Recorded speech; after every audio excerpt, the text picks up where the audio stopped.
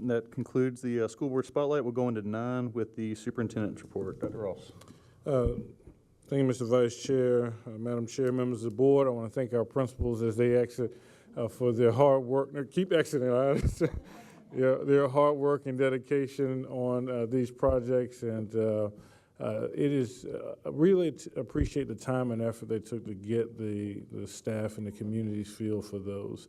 To make the happiest alligator I've ever seen in my life it's just really cool, and to bring it in the history of Seven Oaks Elementary School with those oak trees, those 7 oaks out front, as well as its current reality of being the most transient population we have. All of the, I think we, Ms. Castle, speak more languages are spoken, Dr. Harris, in 7 Oaks than any school we have within the district, and those flags represent, they constantly change out. So thank you for supporting them as they capture that. I'd like to go through the superintendent's report. As always, I begin out with 3 critical questions that I'm asking about our system. Why do we do this work? Our vision, how do we accomplish this work, our mission, and what are our outcomes? Our vision is that we love and grow our students. Our mission is that we're focused on the academic, social, emotional growth and development of our students. And then what are we working towards every day? These are our strategic plan outcomes. As you know, we have 4 goals in school climate, teacher administrative quality, student achievement, and gifted and talented. As this is our first meeting of the year, I wanted to go not going through all 24 of them, but just outline. These are the strategies that we work with each and every day in terms of our school climate strategies, what we're doing and working on in terms of teacher administrative quality, building the best staff and supporting that staff that we can have to recruit, retain and develop highly effective people. The work that we do to provide challenging curriculum and to really meet the needs of our students in terms of their academic development. And then maximize the potential of our students by moving towards students in our gifted and talented strategy. So all of this, and Dr. Harris and his team, you can see the measurables in the accountability department on our website. We have a dashboard. So we would keep a dashboard for during the COVID times and explain that. We have a dashboard where the public can measure us on these strategies outlined in our strategic plan. And why do we do this? It's to make sure that we're aligned. There's alignment there, that we're a system. And I'm very excited. The system comes back. The system are our people. 2,740, which will be back with us on August the 2nd. So I'm excited to have you at the board meeting, at the District 5 Back to School Rally board members. This will be at Irmo High School at 9 o'clock at Irmo High School. And so we're excited to have our Back to School Rally. Our theme this year is Growing Together. I think in times of, especially this time, we see a lot of separations and things of that nature, division. But our focus as a district is about growing together, seeing ourselves from Piney Woods to Piney Grove as one community, one district, working towards that great vision that we collectively came up with, and that's to love and grow our students. So with that, I want to move into our monthly financial report, and I'm going to have Marty Rawls come and present our monthly financials for May. Ms. Rawls. Thank you, Dr. Ross. Members of the board and Madam Chair virtually and Mr. Vice Chair here in person, thank you for having me back before you tonight. And I wanted to go through the May financial report.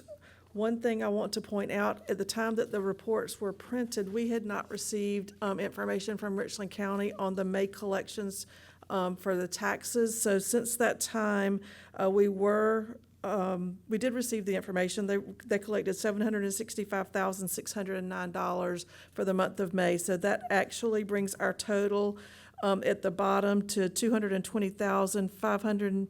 $220,575,025, which is 95.07% of revenue to date. So I wanted to make sure we provided that clarification, but I'll be happy to answer any questions on the revenue sheets that you may have. Okay, we can go over to the expenditures, and similar to the revenues, everything seems to be tracking similar to where we were at this point last year. We have spent, as of the end of May, 82.7% of the general fund budget. Remember that some of our employees and staff will continue to get paid in July, and it will be accrued back to last year. So there's still several payrolls that have not posted to this. So even though we are 11 months through the year, there are still additional expenditures that will happen in July and early August that will accrue back to last year, and will be they will be consuming some of the budget from the 23-24 school year. I'll be happy to answer any questions. Yes, ma'am. So, just to clarify that, so I'm assuming we pay on a lag. So there are people who get paid for work in June, but they don't get paid till July, so that's why it's accrued back? Staff, but our 190 staff, they get their first paycheck August 31st. So it goes August 31st of 23 through August 15th of 24. So the 2 paychecks in July and 1 in August will be accrued back for the 190 staff. Thank you. Yes, ma'am. Thank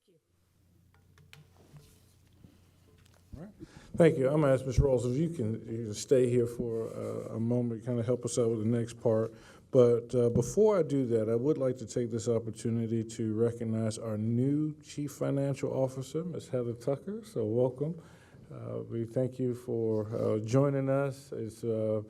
I know your first day being the board meeting is tough, but you're doing an amazing job, so we really appreciate and welcome you here. So at this time, what we're going to do is just move into the community eligibility provision update. And Mr. Wiseman, you're going to bring that for us? Yes, sir. I kind of thrown an audible here, but that's okay. We've recently received information from the Department of Education that we have 2 more schools that are going to be CEP certified. And I can't even see that. I'm sorry. We have 22 cafeterias. Okay, we have 20. I'm serious. That's really hard. You can stand for questions there. I have the notes here, though. But no, that's fine. We have right now 22 school cafeterias in our district, so they go by the sites. And not to read every bullet, you all remember the CEP program. We listed the number of eligible schools that we had. We made the ISP for that number 40%, if you can remember that. So an ISP is basically that index of poverty. If it was at 40%, then we had enough reimbursements to be able to cover all students so that they can eat free. This year, Irmo Elementary School goes over the 40%. So with Irmo Elementary School going over that 40% ISP, now we can offer free lunches. We have enough reimbursements to offer free lunches for every student. That's lunch and breakfast for every student at Irmo Elementary School. What we wanted to just kind of alert the board to tonight is what we are seeing in terms of Dutch Fork High School. Dutch Fork High School has not exceeded the 40%. It is at 39.23%. We have encompassed them in the CEP program, and I wanted to explain why that's the case, and Marty can kind of help us out with the finances. We looked at that. That is about 668 students, which makes per student the second highest amount of qualifying students that we would have other than Irmo High School. So a big percentage of a big population gives us a big number.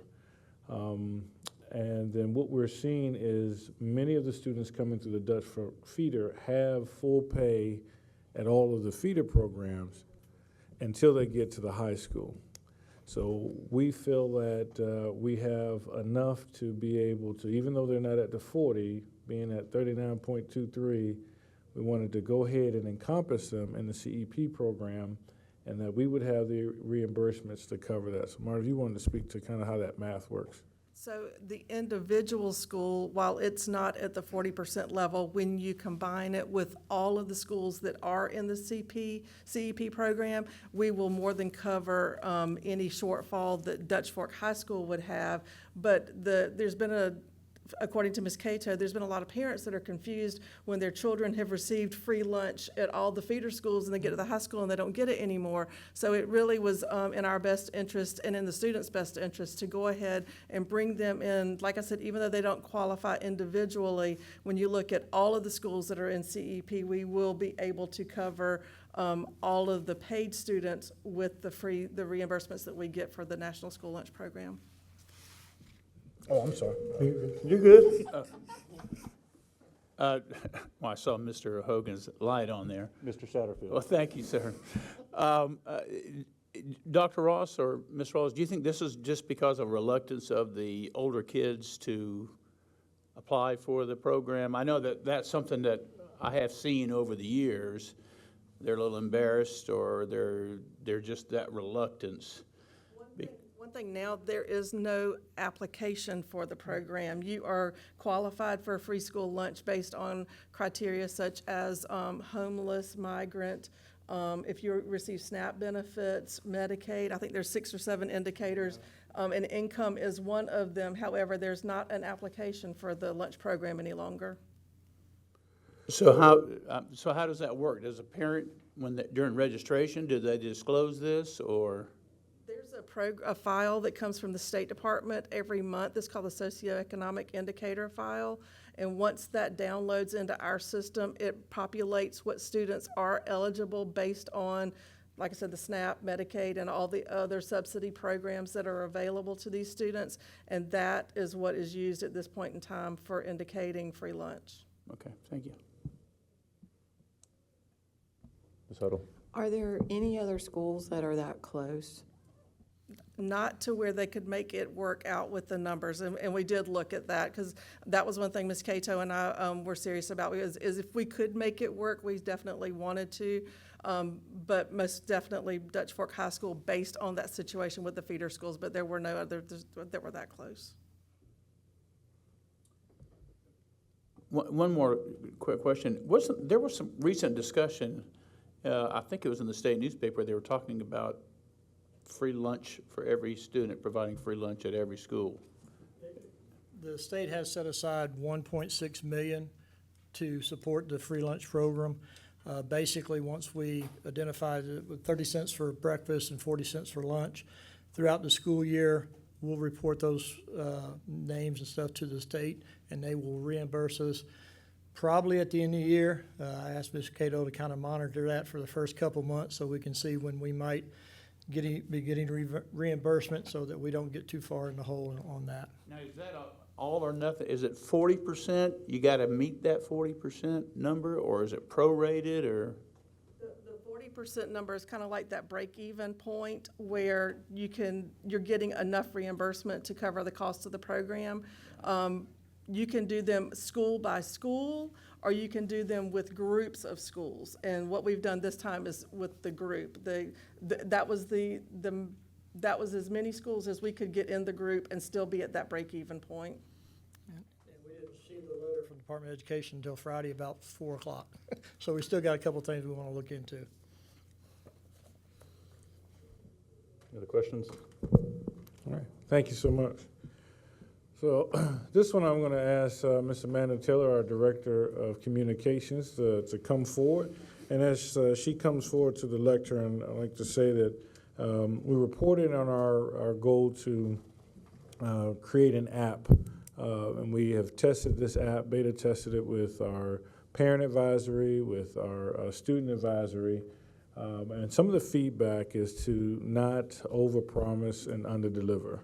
And so we realize that we are not Google app developers, but one of the things that we could do is take this document that we create every year and digitize this and to make this accessible for parents, easily accessible format. And so, Ms. Taylor, if you can go through our new district app that we will be unveiling this year.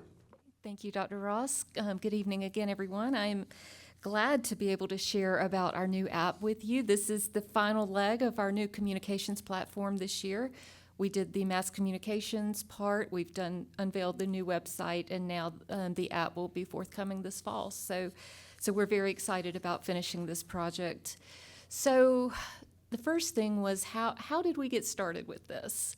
We polled our parent advisory group 2 years ago on things they would like to see us start, things they didn't really need us to do anymore, and things that they wanted us to keep doing, stop, start, and continue.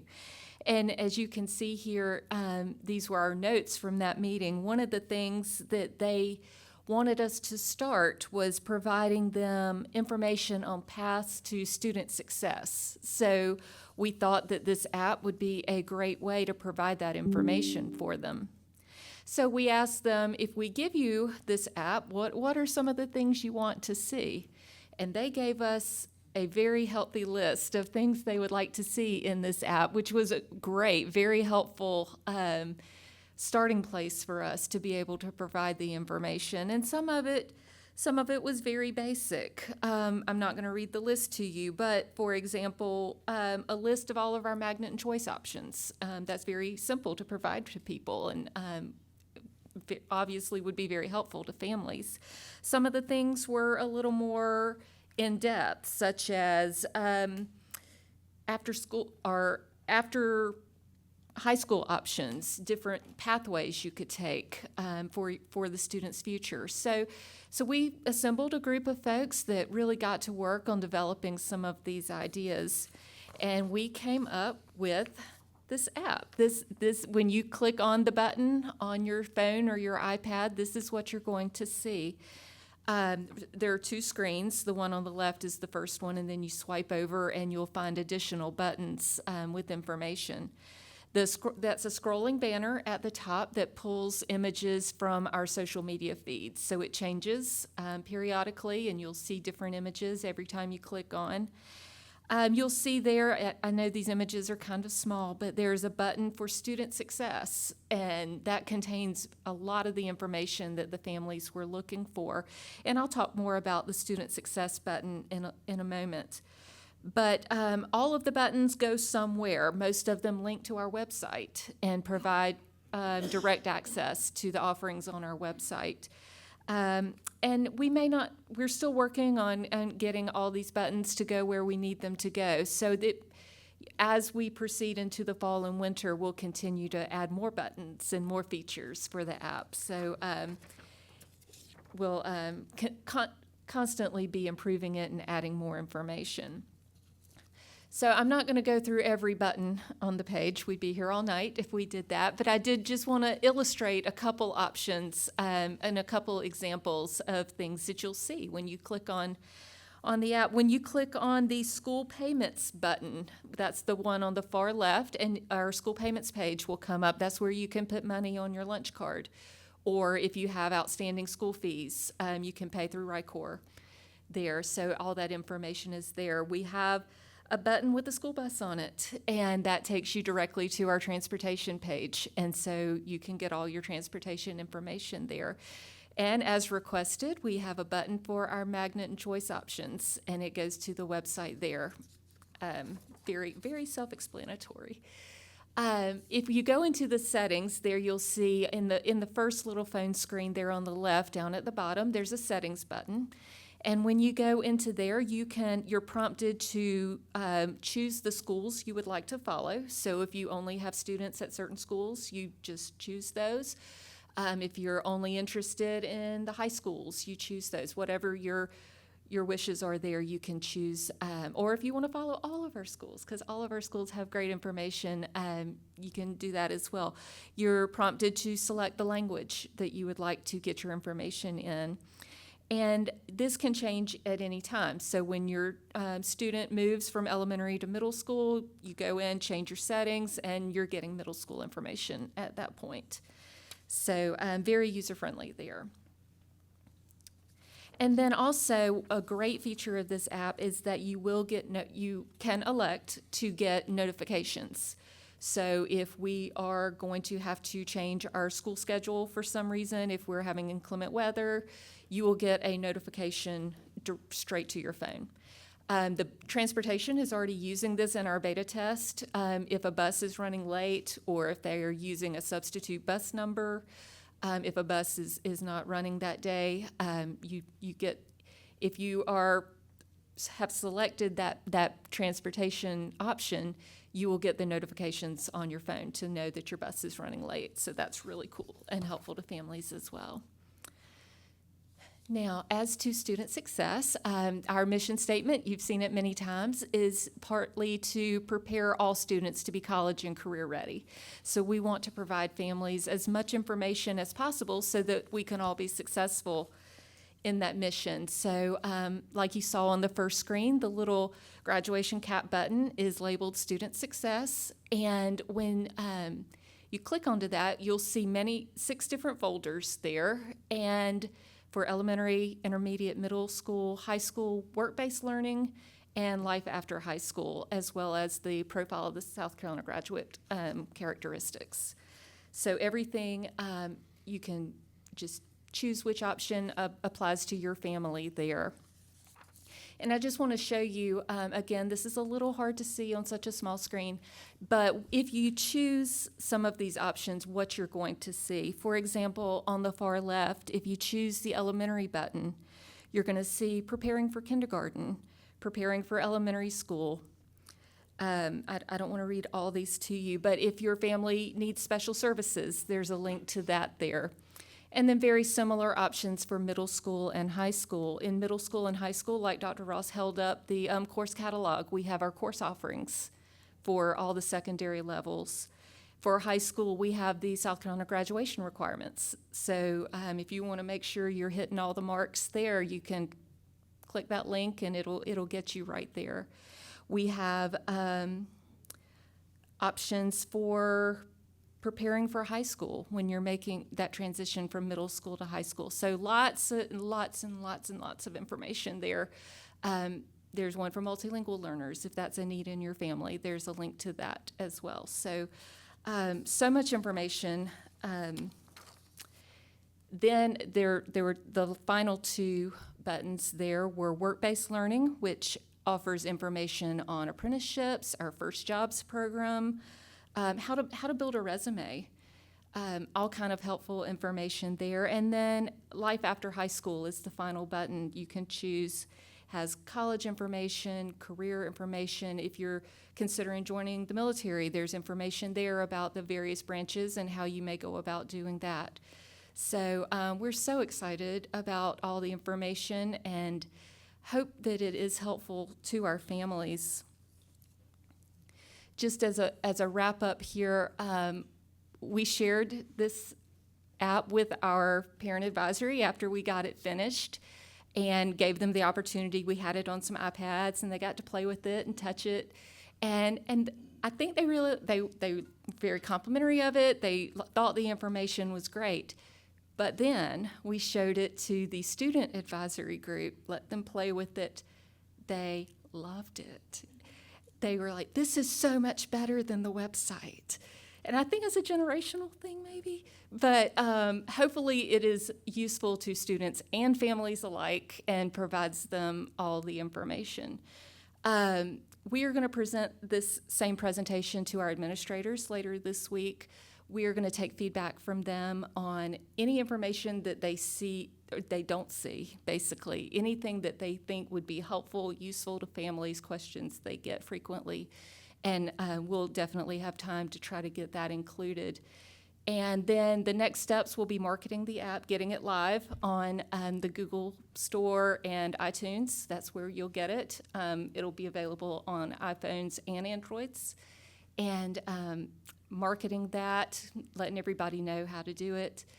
And getting it in use this fall. We're so excited. But I'm happy to take any questions that you have, and I do want to thank out loud Susan Applin. She prepared a lot of these slides and let me steal them for tonight, so I appreciate Susan. Questions, Ms. Taylor? Mr.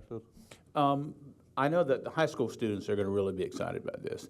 On your post-high school, will there be information about scholarships, life scholarship? I'm always amazed and surprised at how many students are not aware, and parents as well, of those things that are available for kids. Make sure that that's on there, on our school, from our school counseling pages. Yes, sir. Ms. Huddle? How about links to Power School and Stop It? Power School is one of the links that is on there. Stop It is, I'm not sure about that one. I'll need to check and see if we can get that one on there. I know those are installed on the Chromebooks for the students, but I'll check to see if we can get that on there. A parent right now can log in from their own computer to Power School, right? Yes, ma'am. Okay. Yes, ma'am. Ms. Barnhart? Lost train of thought. Will this app be eventually automatically on the students' computers themselves, or will it have to be something that everybody has to go in and download? It would be available for download. Okay. Yes, ma'am. Questions? Ms. Huddle? Just one thing to think about, because it kind of relates to what you just said. I think it's really cool, and I think that the students love it. It's really cool, but it's kind of interesting or sad that we came out with this right at the state legislature is going to make us address mobile phones. So we're just going to have to, maybe they'll let us make an exception for our app. Any other comments or questions, Ms. Taylor? Seeing none. Thank you so very much. much. Thank you so much, and we appreciate that work, Ms. Taylor. One of the things, to Ms. Huddle's point, that's one of the reasons we're going to market this to families, so that this is more of the dinner table conversations that you have with the family, so that everybody's aware of things from scholarships. One of the buttons that I like the most is when you're unsure of your career path. A lot of our students don't know what they're interested in after. And so the career inventories and all of the things. And I think those are family conversations to better place students on their path to success. So with that, Mr. Vice Chair, that concludes the superintendent's report. Great. Any questions for Dr. Ross pertaining to his report? Seeing none, I think we can jump right on to number 10.